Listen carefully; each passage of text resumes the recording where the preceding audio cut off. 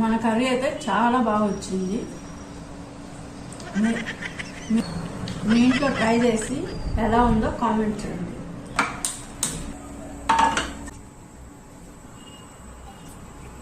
Oil సాగిన తర్వాత కొన్ని ఆవాలు, 2 రెమ్మల కరివేపాకు, 4 ఆనియన్స్,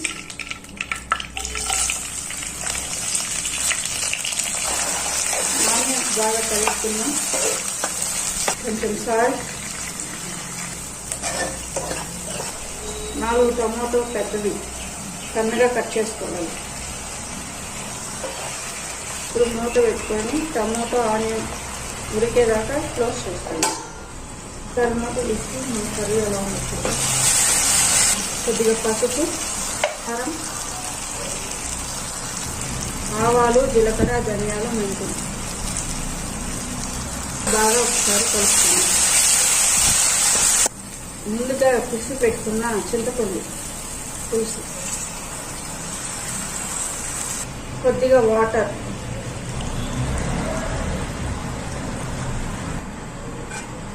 ఇలా కట్ చేసుకొని వంకాయలు 1/4 కిలో వరకు వేసుకోవాలి.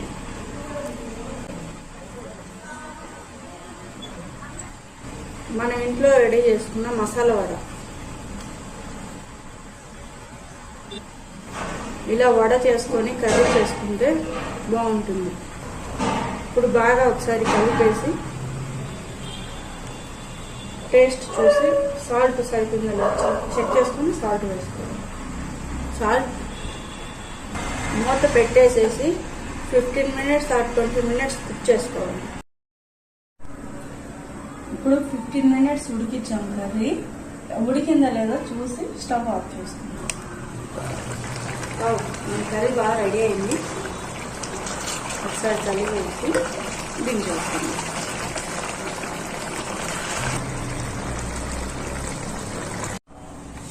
మన కర్రీ రెడీ అయిపోయింది. టేస్ట్ చేసి ఎలా అని చెప్పేసి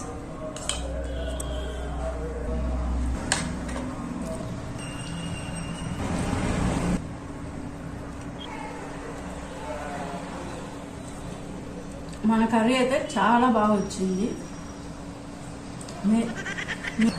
మీ ఇంట్లో ట్రై చేసి ఎలా ఉందో కామెంట్ చేయండి. అట్లాగే మా ఛానల్ సపోర్ట్ చేసి మమ్మల్ని సబ్స్క్రైబ్ చేయండి. వీడియో లైక్ చేసి షేర్ చేయండి. Thank you.